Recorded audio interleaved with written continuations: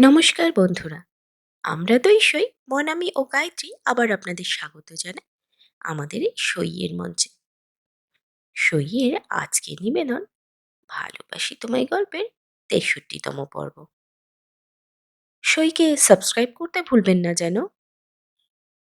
তবে শুনতে থাকুন ধারাবাহিক প্রেমের গল্প ভালোবাসি তোমায়। আমরা আমাদের পূর্ববর্তী পর্ব থেকে জানতে পারলাম যে অপূর্ববাবুকে সুগন্ধা দেবী ভীষণ ভালোবাসতেন। তার জন্য তিনি অন্ন, জল, বস্ত্র সবই ত্যাগ করেছিলেন। এরপর সুগন্ধা দেবীর বাবা অপূর্ববাবুর বাড়িতে তার বিয়ের প্রস্তাব পাঠায়। কিন্তু অপূর্ববাবু সেই বিয়ে না হয় যেন সেটির ব্যবস্থা করতে উঠে পড়ে লাগলেন। এর পরবর্তীতে কি হলো সেটি জানতে হলে আমাদের সঙ্গে থাকুন। একটা দীর্ঘশ্বাস ফেলে আবার শুরু করলেন অপূর্ববাবু। শুরু হলো অমাবস্যার পুজো। সারাদিন নির্জলা উপবাস করানো হলো আমাকে দিয়ে। তার উপর এটা আনতে হবে সেটা আনতে হবে। অমাবস্যার খরচ তোলার জন্য বিক্রি করলাম মায়ের কান পাশা জোড়া। তাতেও যেন কুলোয় না। বাধ্য হয়ে হাত জোড় করলাম, বললাম এর বেশি আমার আর সামর্থ্য নেই। সন্ধ্যের পর থেকে শুরু হলো যজ্ঞ। আহুতি দেওয়া হলো আখ, চাল কুমড়ো, পায়রা। যজ্ঞ শেষ হতে হতে রাত প্রায় 10টা। পুষ্পাঞ্জলি হয়ে গেলে মায়ের চরণে রাখা এক গ্লাস জল আমাকে খেতে দিল। কি ছিল যেন, খাওয়ার পর শরীর কেমন যেন ঝিমিয়ে আসে বারবার। জিজ্ঞেস করলাম, বিনয়দা কি খাওয়ালে? বলল, নেশা লাগছে। আমি বললাম, হ্যাঁ। বিনয়দা বলল, তোর পুজো মা নিয়েছে রে। যখন নেশা কাটবে দেখবি সব সমস্যা শেষ তোর। সারাদিন ওইভাবে উপোস থেকে আমি যেন আর পারছিলাম না। তাও কষ্ট করে জাগিয়ে রাখলাম নিজেকে, যাতে আমার পরিশ্রম মাটি না হয়। রাত যখন 12টার বেশি, পাড়াগাঁও অত রাত পর্যন্ত তো কেউ জাগে না। সারা পাড়া নিঝুম, অন্ধকার, গা ছমছম করা একটা রাত। আমরা দুজন এসে দাঁড়ালাম সুগন্ধার বাড়ির সামনে। আমার না ভীষণ ভয় লাগছিল ধরা পড়ার। বিনয়দা বলল, তুই যা ভয় পাচ্ছিস তাতে আর আমার সাথে তোকে যেতে হবে না। তুই বরং বাইরে পাহারা দে। 10 মিনিটের কাজ, কিন্তু যদি বিপদ দেখিস লুকিয়ে যাস। আমি ঠিক বেরিয়ে আসব। আমাকে নিয়ে কিন্তু চিন্তা করতে হবে না। বলেই সদর দরজা হালকা করে টোকা দিতেই বিনি দরজা খুলে দিল। সে যেন আমাদেরই অপেক্ষায় ছিল। বিনয়দা ভেতরে যেই না ঢুকলো, অরুণা, বিনি সদর দরজায় শক্ত করে আটকে দিল। কিন্তু আমাদের কথা ছিল দরজা খোলা থাকবে।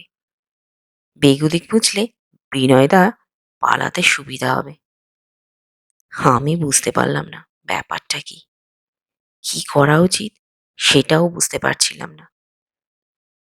ভীষণ ভয় হতে লাগলো। নিজের সুবিধার্থে বিনয়দার অসুবিধা করলাম না তো? মনে হাজারো প্রশ্ন ভিড় করে আসে। দরজায় ধাক্কাতেও সাহস হয় না। কি করি ভাবতে ভাবতেই শুরু হলো বৃষ্টি। হায় রে হায়, সে কি বৃষ্টি! মুষলধার বললেও হয়তো ভুল হবে। বৃষ্টিতে টিকে থাকাই মুশকিল। নিজেকে বাঁচাতে আশ্রয় নিলাম কিছুটা দূরে একটা ছাপড়ার মতো কোনো কিছুর নিচে। কিভাবে যে ওদিন ওই অন্ধকার হাতড়ে গেছি আমি ছাপড়াতে আমার মনে নেই। আমি বসে আছি, বসে আছি। বৃষ্টি আর কমে না। কেউ এসে আমাকেও ডাকে না। কটা বাজে কি বৃত্তান্ত কিছুই বুঝতে পারছিলাম না। অপূর্ববাবু এতটা বলে চুপ করে যান। থম ধরে বসে থাকলেন। কৌতূহল তুঙ্গে অরুণা দেবীর। বারবার জিজ্ঞেস করছেন, থামলে কেন? কি হলো বলো, তারপর বলো। ব্যঙ্গাত্মক হেসে অপূর্ববাবু বললেন, তারপর আর কি অরুণা? ঘুম ভাঙল কিছু লোকজনের চিৎকারে। আমি অপেক্ষা করতে করতে ঝাপড়াতেই ঘুমিয়ে পড়েছিলাম। ঘুম ভাঙতে দেখলাম কিছু লোক, তার মধ্যে কয়েকজন মহিলাও ছিল, সুগন্ধাদের গেট ধাক্কাচ্ছে আর চিৎকার করে বলছে, দরজা খোলো, নইলে ভেঙে ফেলবো। এমন নোংরা পরিবার জোয়ান মেয়েকে প্রেমিকের সাথে এক ঘরে রাখে। লজ্জা ছাড়া পরিবার, মেয়ের রূপ বেচে খায়।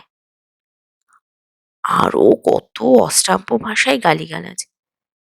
আমি কোনো রকমে পড়িমড়ি করে দৌড়ে গেলাম। ততক্ষণে আশেপাশে থেকে লোকজন জমা হয়ে গেছে। বিশ্বাস করো, যারা এসেছিল সেদিন তারা ওই পাড়ার না আশেপাশের তাও নয়। তাদের কাউকেই চিনতে পারলাম না। দরজা খুলল বিনি। ওই গ্রুপের থেকে কয়েকজন দৌড়ে সুগন্ধার ঘরে ঢুকলো, যেন আগে থেকেই জানতো সুগন্ধার ঘর কোনটা। আমি হতবাক, বোঝার চেষ্টা করছি ব্যাপারটা কি। আমি তখনও আন্দাজ করতে পারিনি কি চলছে। সুগন্ধার বাবা, মা, দাদা, ভাই সবাই বেরিয়ে এসেছে।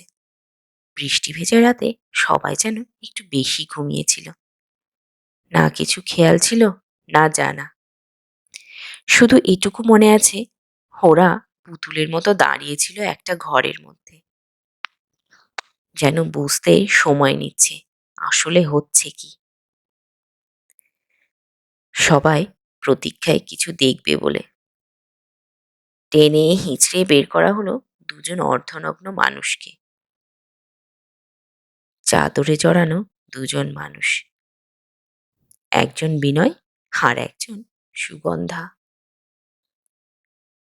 অরুণা দেবী আঁতকে উঠলেন।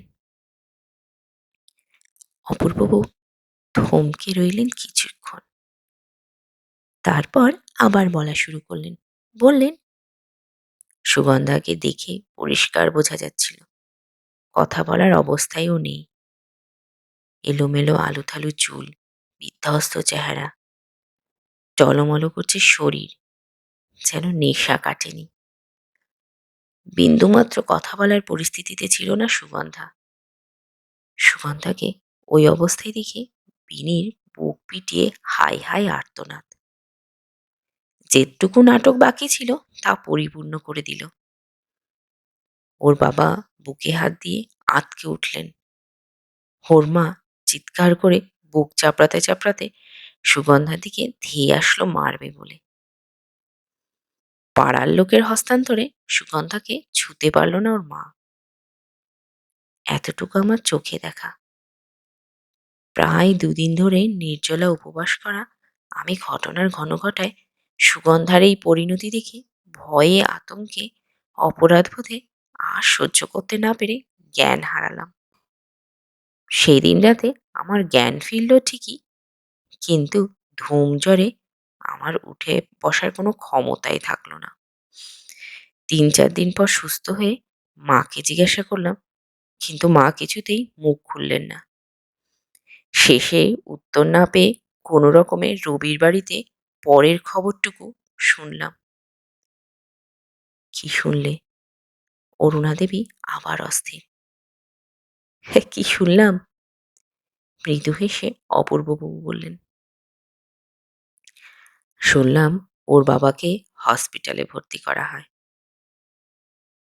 কিন্তু ওদিকে কারো কোনো নজর বা সহানুভূতি ছিল না। সুগন্ধাকে বাড়ির লোকের সাথে কোনো কথা বলতে দেওয়া হয়নি। অমন মেয়েকে আর ছাড়তে কেউ রাজি না। সবার বাড়িতেই নাকি মেয়ে আছে, তাই পরিষ্কার সমাজ খুব দরকার। আর সেই জন্যেই সুগন্ধার একটা হেস্তনেস্ত করার জন্য পাড়ার সব গণ্যি মান্যি ব্যক্তিরা যেন উঠে পড়ে লাগলেন। কারো মনে এতটুকু জিজ্ঞাসা উঠল না যে একবার জানার চেষ্টাও করল না আসলে ঘটনাটা কি ছিল। ঘটনা শুনে বিনয়ের বাবা মা ঘটনাস্থলে আসে। তারা প্রথমে বিনয় এবং সুগন্ধার বিয়েতে নিমরাজি হয়, কিন্তু এমন মেয়েকে ঘরে তোলার আগে কি কি আছে সুগন্ধার নামে সেইগুলো দেখে নিতে ভোলেননি। আমতলার ওই কালী মন্দিরে বিয়ের আয়োজন হয়েছিল।